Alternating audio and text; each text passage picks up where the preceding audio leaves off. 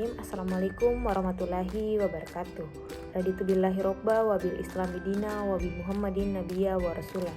Rabbi srohli sodari wa yassiril amri wa hlul uqdatan min lisani yafqahu qawli.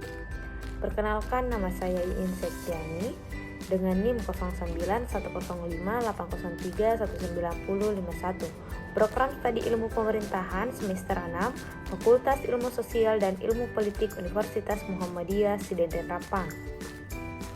Nah, pada kesempatan kali ini saya akan membahas terkait dengan pemerintahan nasional. Nah, yang pertama-tama yang harus kita ketahui tentang pemerintahan nasional yaitu kewenangan presiden. Nah, kewenangan presiden terbagi menjadi dua, yakni sebagai kepala negara dan sebagai kepala pemerintahan. Nah, sebagai kepala negara yakni memegang kekuasaan tertinggi atas TNI. Yang kedua, menyatakan perang, membuat perdamaian dan perjanjian dengan negara lain. Yang ketiga, membuat perjanjian internasional. Yang keempat, menyatakan keadaan bahaya. Yang kelima, memberi gerasi rehabilitasi. Yang keenam, mengangkat duta dan konsul.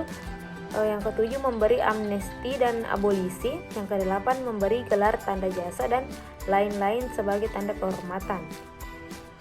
Nah, yang kedua yaitu sebagai kepala pemerintahan. Nah, sebagai kepala pemerintahan,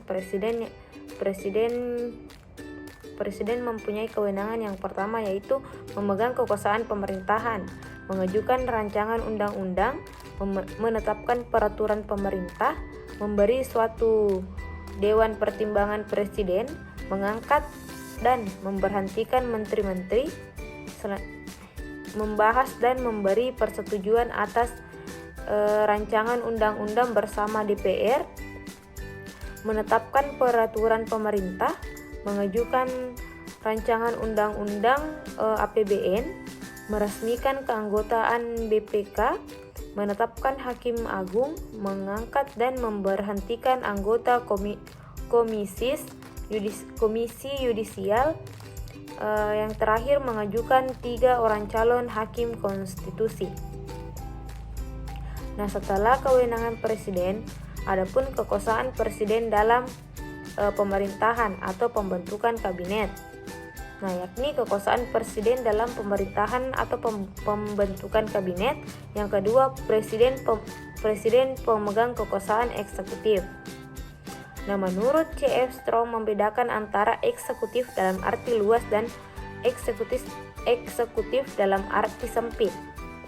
Nah, dalam arti luas, eksekutif terdiri dari seluruh struktur kementerian dalam pelayanan publik, kepolisian hingga militer. Nah, sedangkan dalam artian sempit, eksekutif berarti pimpinan tertinggi eksekutif. Nah, selanjutnya kita membahas tentang 3 fungsi utama eksekutif. Nah, yakni yang pertama, kekuasaan eksekutif melakukan tugas membuat konsepsi. Setidaknya kebijakan yang dibuat eksekutif harus dielaborasi sedemikian rupa agar terrealistis atau agar kebijakan tersebut dapat diimplementasikan di masyarakat dan secara politik dapat diterima. Yang kedua yaitu kekuasaan eksekutif melakukan implementasi. Nah, setiap kebijakan harus dipastikan dilaksanakan secara baik dengan menunjukkan dan memsupervisi birokrasi yang mampu untuk melaksanakan tugas pelaksanaan kebijakan tersebut. Nah, yang ketiga atau yang terakhir yaitu kekuasaan eksekutif melakukan fungsi koordinasi. Koordinasi yang dilakukan antara pelaksana kebijakan dan antara kebijakan sendiri agar berjalan harmonis serta tidak ada yang bertentangan. Nah, selanjutnya yaitu kekuasaan presiden dalam membentuk kabinet pemerintahan.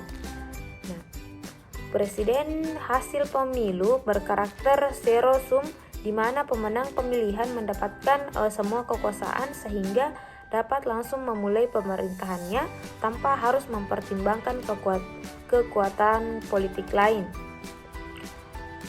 Yang kedua yaitu presiden bisa menentukan koalisi melalui kabinetnya.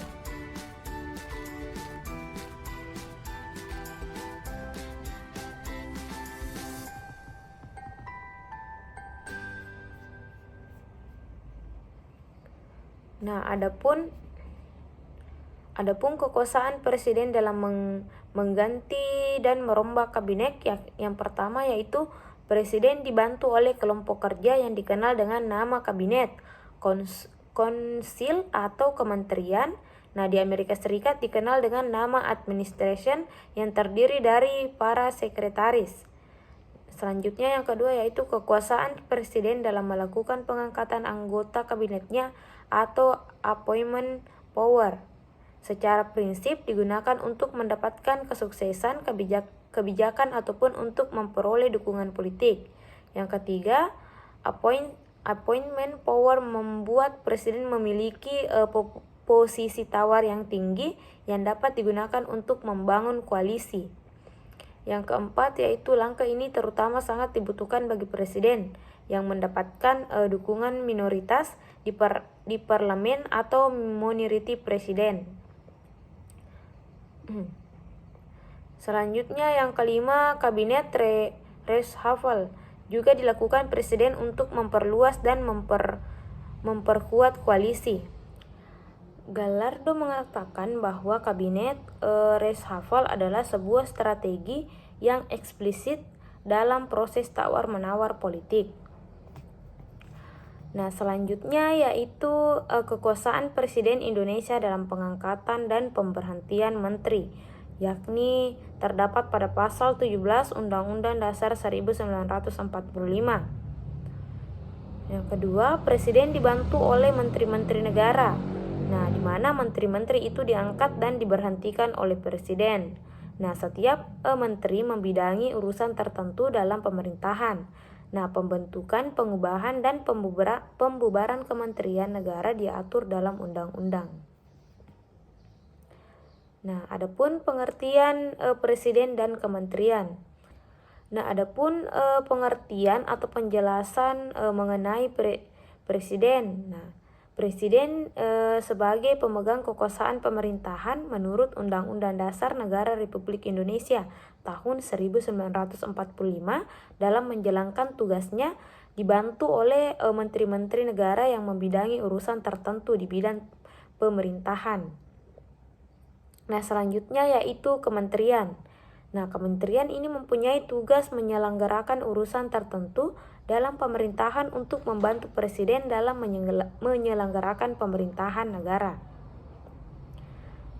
Nah, adapun beberapa bagian menteri pemerintahan dan kementerian. Nah, yang pertama yaitu menteri dan kementerian. Nah, Kementerian Negara atau kementerian adalah perangkat pemerintah yang membidangi urusan tertentu dalam pemerintahan, sedangkan menteri negara adalah pembantu presiden yang memimpin kementerian. Nah, selanjutnya yaitu menteri dan pemerintahan. Di sini terdapat dua bagian, tetapi pembagiannya tetap sama. Jadi kita jelaskan secara bersamaan. Nah, yang pertama yaitu urusan pemerintah yang memenklatur kementeriannya secara tegas disebutkan dalam Undang-Undang Dasar Negara Republik Indonesia tahun 1945, meliputi urusan luar negeri, dalam negeri, dan pemerintahan.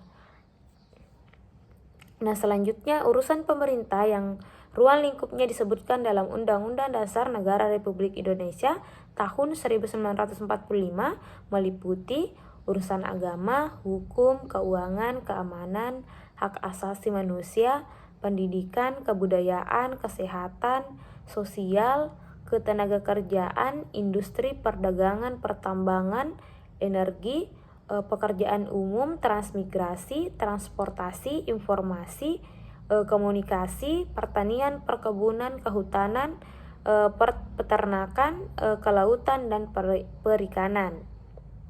Nah, semua itu dapat dibubarkan oleh presiden dengan meminta pertimbangan Dewan Perwakilan Rakyat, kecuali kementerian yang menangani urusan agama, hukum, keuangan, dan keamanan harus dengan persetujuan Dewan Perwakilan Rakyat. Nah, adapun pasal yang dicantumkan yakni pada pasal 21 Undang-Undang Nomor 39 Tahun 2008. Nah, selanjutnya urusan pemerintahan dalam rangka penajaman, koordinasi, sinkronisasi program pemerintahan, dan adapun urusan perencanaan pembangunan nasional yaitu aparatur negara, kesekretariatan negara, badan usaha milik negara, pertanahan, kependudukan, lingkungan hidup, ilmu pengetahuan teknologi, investasi, kooperasi, usaha kecil dan menengah, pariwisata, pemberdayaan perempuan, pemuda olahraga, perumahan, dan pembangunan kawasan atau daerah tempat tinggal. Nah, baiklah, itulah tadi sedikit penyampaian dari saya mengenai pemerintahan nasional. Semoga apa yang saya jelaskan dapat saya timba sendiri dan dapat bermanfaat untuk para pendengar. Sekian, billahi fisabilil haq fastabiqul khairat. Assalamualaikum warahmatullahi wabarakatuh.